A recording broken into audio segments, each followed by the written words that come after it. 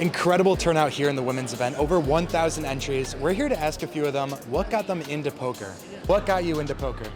Basically, poker is really, I see it as kind of like an outlet to practice life skills. So as a woman, when we aren't necessarily taught things like bankroll management or confidence or strategic decision making, things like that, poker really gave me a great outlet to practice those things in like a safe and forgiving environment. So that's really what got me into it. I was the youngest of four, and so I was always destined to be outsmarted, outwitted, outrun by all my siblings, and I kind of discovered that poker was the game that like I actually stood a chance. You know, I was physically the smallest, but I was like, I can actually outthink and outsmart you and learn to be better at this game.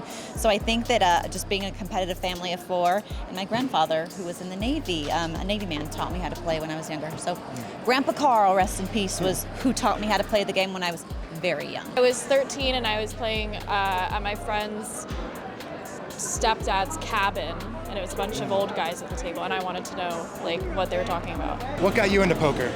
My very handsome boyfriend, And who's that? Jack Bidker. Honestly, it was just sitting down with a bunch of friends one night. They were like, do you want to play poker? I had no idea what it was and immediately fell in love. I think we started playing at like 8 p.m. and ended at noon the next day, and then it became like an obsession. How's the women's event going for you? So it was a crazy turnout. Good. We're gossiping a lot at the table. Oh yeah?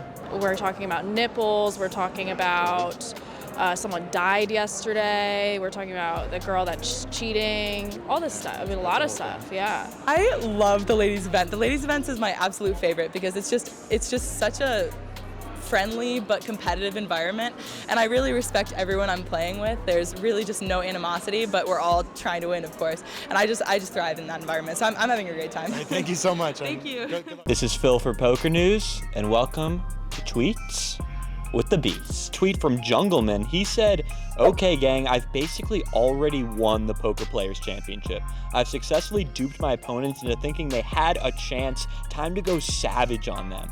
Wow. I mean, Jungleman, he called a shot, and so far, looks like he might be right. He's a chip leader with 5 left right now in the Players Championship, so we'll come back tomorrow with the final 5, see if he can win it all. How's series going for you? So far, it's a little rough, but you know, baby, still got a first half, don't think about it. Yeah, move on. Second half, that's what we need to do, the second half. I think a lot of people need that positivity right now. Yeah, you know, not over. it don't matter how you start out, it's how you finish it. You know, baby? Good advice. All right. Good luck. Thank you. Thank you, thank you. We have Daniel Negreanu. Again, there's been a lot of aftermath from him throwing the camera at the wall. He says, some people are turned off by emotional outbursts at the table. Strongly held opinion, a much higher number of people are drawn to poker, in part because of watching emotional outbursts at the table on TV, making things more exciting. I mean, I agree. Like for me, poker wouldn't have the following it does if not for all the crazy characters that became popular after Moneymakers Win. Let me know what you guys think down below. And it's here, in the corner of Paris Purple, that we find a rare and elusive 10-time bracelet winner in the shape of Philip Ivey. We've got to keep our noise down, keep quiet. We don't want to startle the poker legend.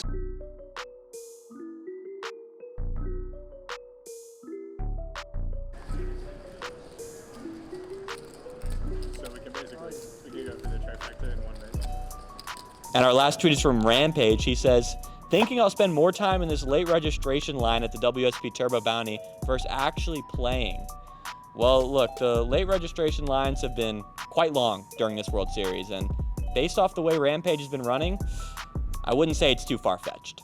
Please, please, please like, subscribe, and turn on that notification bell. Because do you really want to miss out on the main event? It's coming soon, so hit it. Corey, Jamie, final table of the tag team event. How are we feeling right now?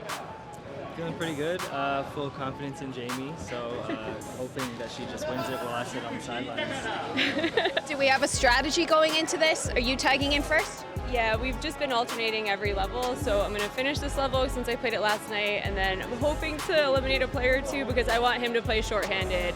I'm more comfortable watching that part than playing it. Espen, Patrick, how are we feeling coming into today? Final table tag team event. Chill, yeah. No expectations. we're probably expected to finish somewhere between 2nd to 4th. So if we win, it's a huge bonus, and if we come 5th, it's not the end of the world. So whatever happens, we're pretty chill, I think. I agree. I'm a bit more excited than he makes it sound here. I'm a bit more excited, but I'm not nervous. I feel pretty good prepared, and like whatever happens, happens, you know. I feel like we have a good understanding of how to play, and then execute, and what happens, happens.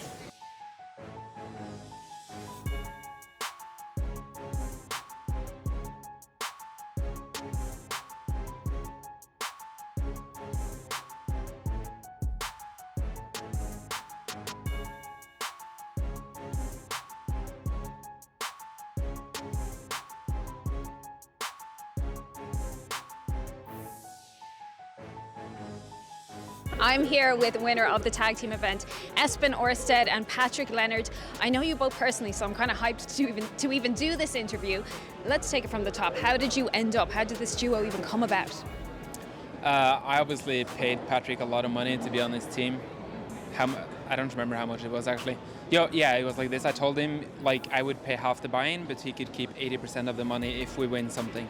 And both bracelets. And both bracelets. And now there you are, a two WSOP bracelet winner technically. I've already offered one to Jamie before yesterday, so just one unfortunately. But yeah, it means that Jamie's still my friend, which is probably more important than both the money and the bracelet, because Jamie's the best, obviously. So how was it playing with Espen?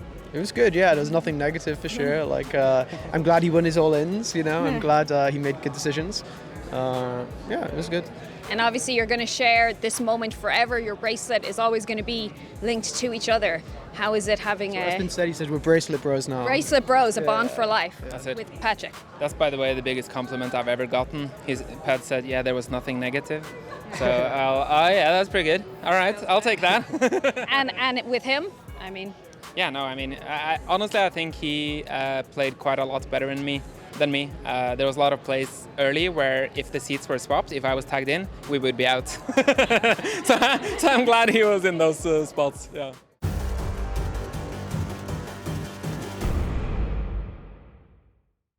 What got them into poker? My handsome boyfriend. Let's do it for real. What got you into poker? My very handsome boyfriend. And who's that? Jack Bidker.